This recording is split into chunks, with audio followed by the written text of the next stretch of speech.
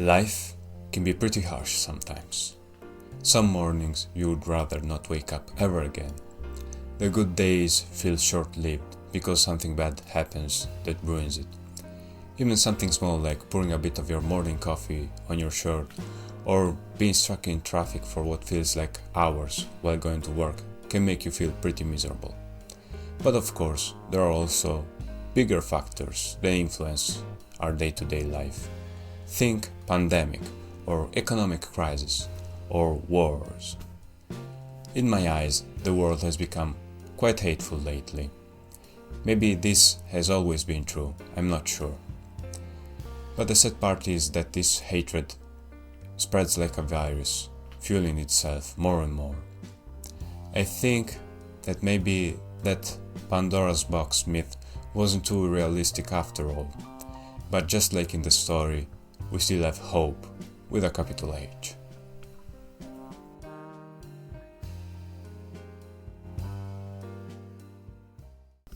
Hi, and welcome Chez Eric. I'm Eric, and today I want to talk about kindness. What it is, why it's important, why we often forget about it. Let's start with a definition, to avoid any confusion. My man Google says that kindness is the quality of being friendly, generous, and considerate. This is a definition I can get behind. Makes this kindness sound pretty nice. To me, the word kindness encapsulates many concepts like empathy, altruism, and acceptance, among others. In other words, to be kind means to do good for the sake of doing good. To increase the overall positivity in the world, it means to go out of your way to help others, to the best of your ability, of course, just to see them happy, or to avoid them any suffering. Not for money or for favors. It means understanding people without judging them and to see the world through their eyes. It means to be present and to participate in society for the improvement of everyone. And truly kind people actively fight against hatred. They don't just tolerate it or ignore it. By my definition, we can see that kindness is altruistic in nature. Usually, the objective of a kind act is to help someone in need, to make their struggle a little easier.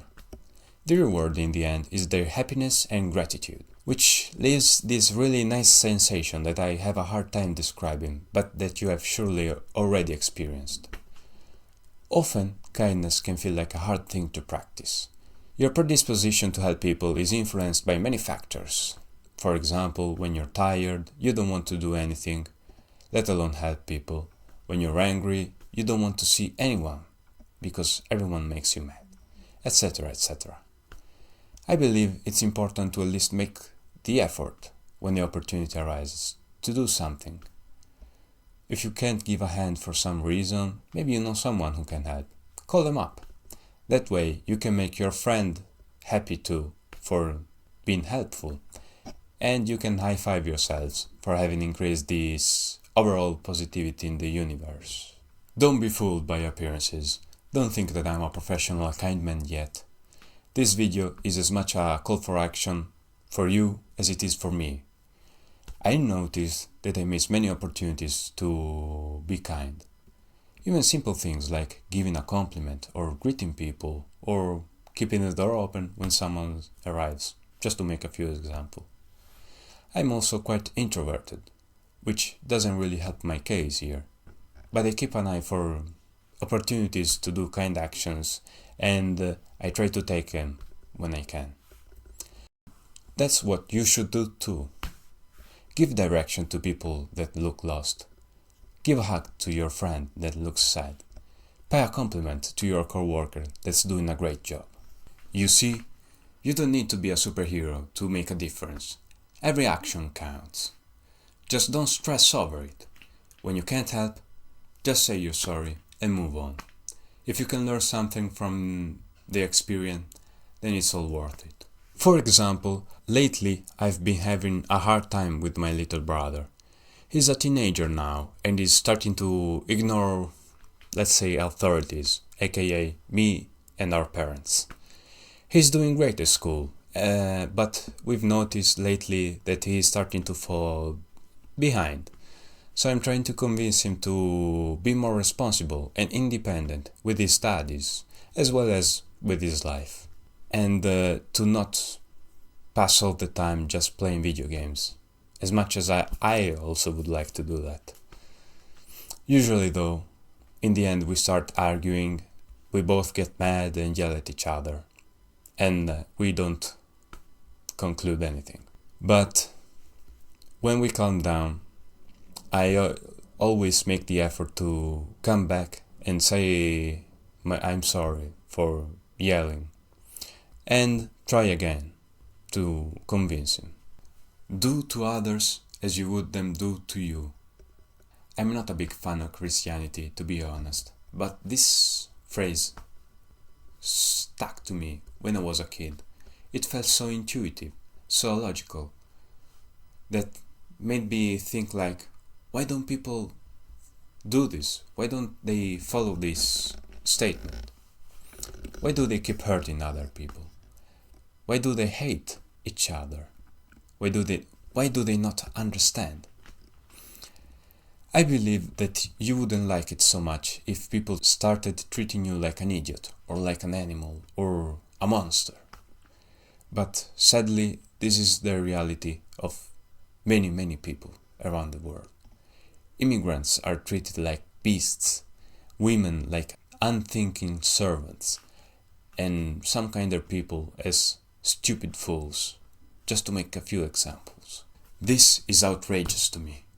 It feels like that in order to justify their hatred and make it seem more reasonable, they dehumanize their victims.